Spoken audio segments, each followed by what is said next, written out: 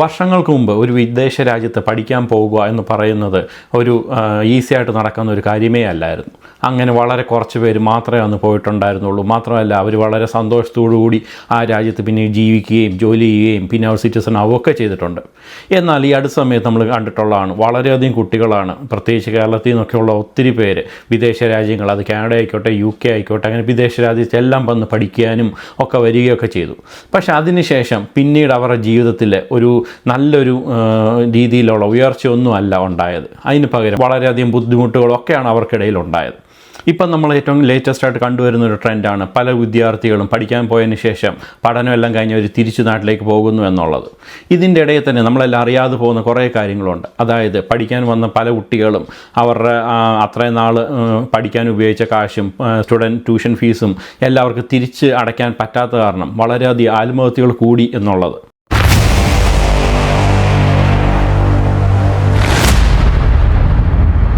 ഈ അടുത്ത സമയത്ത് നമ്മളെല്ലാവരും ശ്രദ്ധിച്ചൊരു വാർത്തയായിരുന്നു റെഡിറ്റിലെ ഒരു വ്യക്തി പോസ്റ്റ് ചെയ്തത്.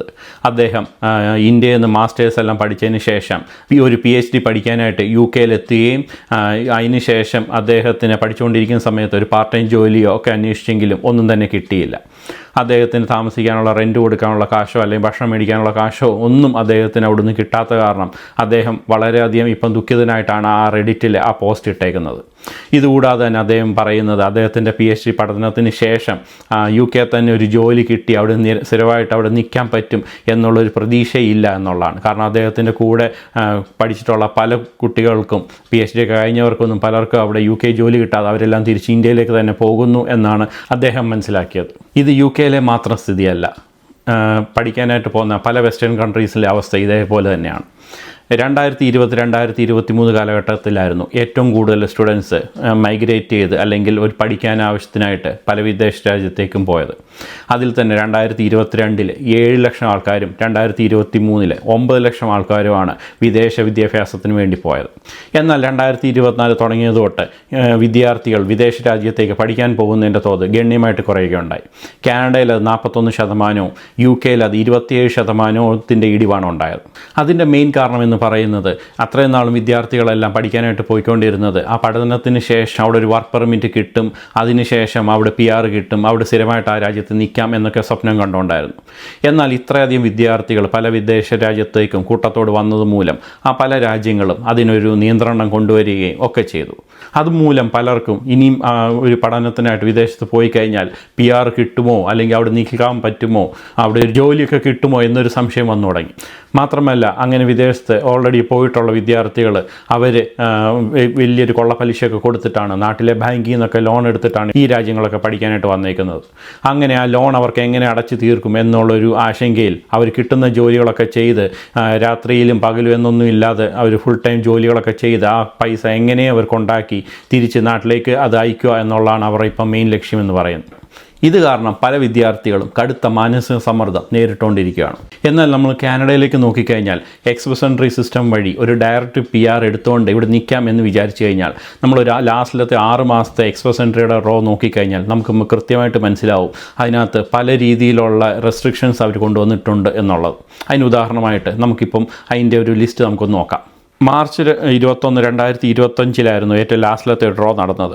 അന്നത്തെ ഡ്രോ എന്ന് പറഞ്ഞത് CRS സ്കോർ 379 ഉള്ള ആൾക്കാരെയാണ് വിളിച്ചത്. നമുക്കറിയാം CRS സ്കോർ 379 എന്ന് പറയുന്നത് വളരെ കുറഞ്ഞൊരു സ്കോറാണ്.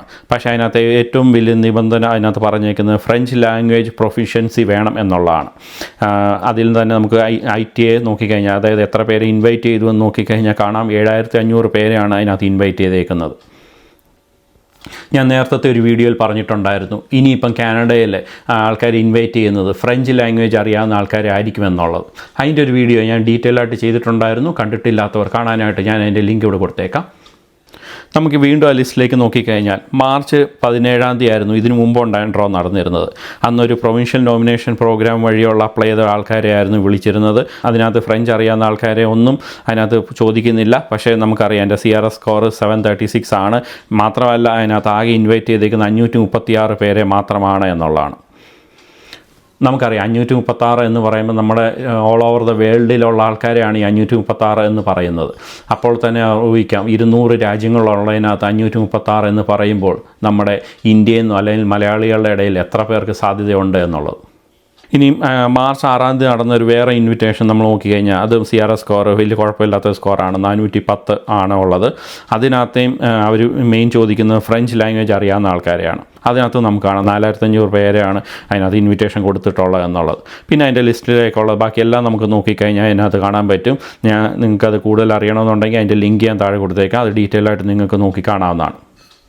നമുക്കറിയാം ഫ്രഞ്ച് ലാംഗ്വേജ് പഠിക്കുക എന്ന് പറയുന്നത് അത്ര എളുപ്പമുള്ള ഒരു കാര്യമല്ല എന്നുള്ളത്. അങ്ങനെയുള്ളൊരു ഡിഫിക്കൽട്ടായിട്ടുള്ള സിറ്റുവേഷനിൽ അങ്ങനത്തെ രീതിയിൽ ഒരു ഫ്രഞ്ച് ലാംഗ്വേജ് നമുക്ക് പഠിക്കാൻ സാധിച്ചാൽ അതിനായിരിക്കും കൂടുതൽ സാധ്യത ഉണ്ടായിരിക്കുക. കാരണം എന്ന് പറയുന്നത് ഏറ്റവും കൂടുതൽ കോമ്പറ്റീഷൻ ഉള്ളൊരു സമയത്ത് നമ്മൾ പങ്കെടുക്കുന്നതിന് പകരം ആൾക്കാരില്ലാത്തൊരു കോമ്പറ്റീഷനിൽ പങ്കെടുക്കുമ്പോഴായിരിക്കും വിജയം കൂടുതൽ എളുപ്പമാവുക.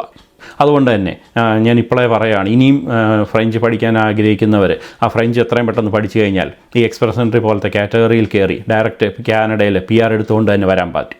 സാധ്യതകൾ മങ്ങി എന്ന് പറഞ്ഞ് വിഷമിച്ചിരിക്കുന്നതിന് പകരം ഉള്ള സാധ്യതകൾ അത് നോക്കിയെടുത്തിട്ട് ആ സാധ്യതകൾ മാക്സിമം യൂട്ടിലൈസ് ചെയ്ത് അങ്ങനത്തെ ഉള്ള രീതിയിൽ കയറി ഏതെങ്കിലും വിദേശ രാജ്യത്തേക്ക് പോകാൻ ശ്രമിക്കുന്നതാണ് ഒരു സ്റ്റുഡൻറ്റ് വിസയിൽ വരുന്നതിനേക്കാളും ഏറ്റവും എളുപ്പമുള്ള മാർഗ്ഗമെന്ന് പറയുന്നത്. ഇതുപോലത്തെ പല രീതിയിലുള്ള മൈഗ്രേഷൻ റിലേറ്റഡ് ആയിട്ടും സാധ്യതകൾ ഏറ്റവും കൂടുതൽ കാണുന്ന രീതിയിലുള്ള ന്യൂസുകൾ എന്ത് വരുന്നതും ഞാൻ നിങ്ങളുടെ മുന്നിലേക്ക് എത്തിക്കുന്നതായിരിക്കും. വീഡിയോ ആദ്യമായിട്ട് കാണുവാണെങ്കിൽ ഒന്ന് സബ്സ്ക്രൈബ് ചെയ്ത് കഴിഞ്ഞാൽ ഇങ്ങനത്തെ എല്ലാ രീതിയിലുള്ള നോട്ടിഫിക്കേഷനും നിങ്ങൾക്ക് എത്തുന്നതായിരിക്കും. പുതിയൊരു വീഡിയോ ആയിട്ട് കാണുന്നവരെ it's me AJ signing off. By.